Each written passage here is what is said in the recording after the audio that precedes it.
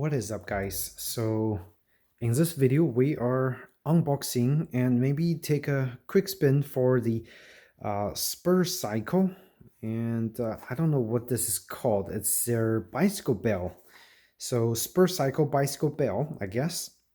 And if you look over here, it's got a Frankenstein logo. The reason why is because I bought this as a I guess their B grade products on their website. So the Spurcycle bell usually sells for over $50 plus tax on a lot of major retailer websites. And on their own website, they have this Frankenstein model, which actually sells for less than $40.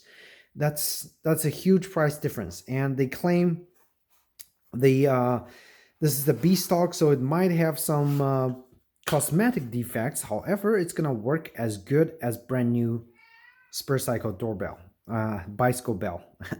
So I'm already opened up the packaging. It's very simple, and again, you got this Frankenstein logo, which is pretty interesting. And this is a doorbell. So I commute every day on my bicycle, and this will definitely help in getting a clear signal when I'm going across George Washington Bridge between New York and New Jersey. Okay, so this is what the bell looks like. It's stainless steel on the top, and this is a beautiful knob. So obviously it's not gonna sound without mounting it properly on the handlebar, but this is what the bell looks like. Okay, beautiful, beautiful design. Okay, over here are, I would assume, the thing that you use to mount the bell onto your bike. And as it's got two different lengths, so I assume, again, one is for the wider length handlebar and one is for more skinny handlebars, like some of those older bikes that you find which are very, very skinny handlebar, which is the bike I have. All right, so I quickly read the instructions on the installation of the bell, and it's actually really just super, super simple. Okay, so you have different bands, again, as I demonstrated earlier. So the longer bands is for the large, thick handlebars. The short bands is for skinny handlebars on those vintage bikes. Okay, the way you do it is, if you look on the back of the bell, you've got two of those spots over here. So basically, when you put it on the handlebar, you just align those two pieces and kind of like shove them into those two spots. They were fitting there, and it's gonna hang like that. And then at the very end, you're gonna use a 2.5 millimeter hex wrench to tighten the bell. Okay, once it's tightened, it's gonna stay in place and it's not gonna move around. All right, so let's actually get started.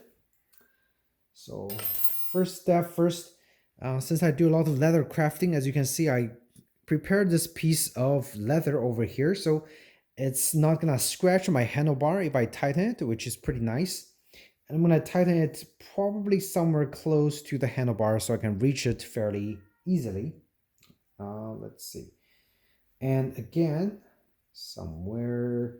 So you want the thumb press to be somewhere on the top or anywhere that's easy to access. You don't want it to be like that. I mean, it looks nice like that, but you kind of have to have your thumb really low to press the bell. Okay, so somewhere here will be a nice bet, and we're gonna now align the doorbell with this, and we're gonna try to find that two spots to put the bell in.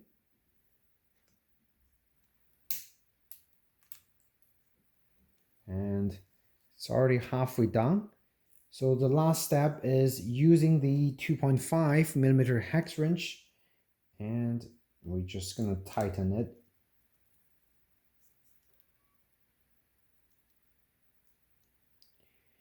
And in turn, that thing actually try to pull that string up until it's very tight and secured. And then we can even test to see if it's properly installed. fairly quickly you can get it tightened. Okay, so let's see. Wow, this doorbell is loud. Let me just tell you, it is loud. Way louder than my cheap Walmart bell that I have on my folding bike. I'll also take that bike over here. Oh my god, it's really, really, really loud. Okay, so installation is done, and as you can see, the bell actually works fantastic. I can just do this like repeatedly, you know, when I'm crossing the bridge. And if you wanted to shut up, you just press on it and it goes quiet. So that's pretty nice. Again, let me go grab my cheap bell and you guys can compare and hear the sound difference between the Spurcycle bell and the cheap bell. I'll be right back. All right, and sorry for the mess here. So this is my folding bike that I use to commute, and that's my new commuting bike, which I just installed the Spurcycle bicycle bell, and hear the difference, okay? And this is my cheap Walmart bell.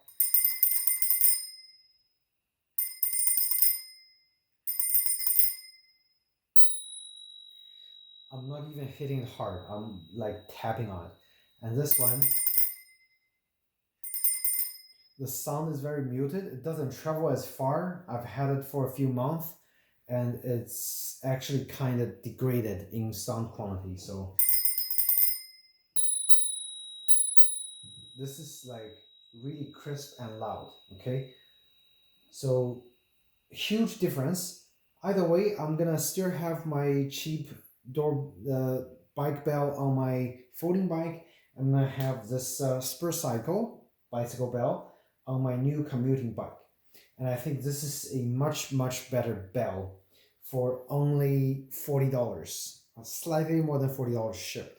So, and remember, this is the Frankenstein model, so it is reassembled using, I guess they said, kind of cosmetically defect parts. However, it works just like any other Spurcycle bell that's brand new. There's no difference. Sounds nice and crisp, really beautiful sound.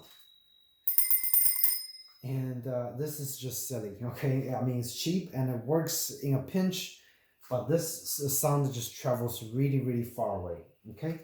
So hope you guys found this video helpful in helping you decide whether you should get the Spurcycle bicycle bell. And my hint is get the bell.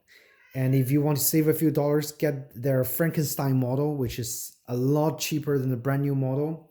Does the exact same thing, okay? The Walmart bell, it does the job. However, the sound doesn't really travel far at all. So you pretty much have to be in front of the people and ring the bell for them to notice you're there, okay?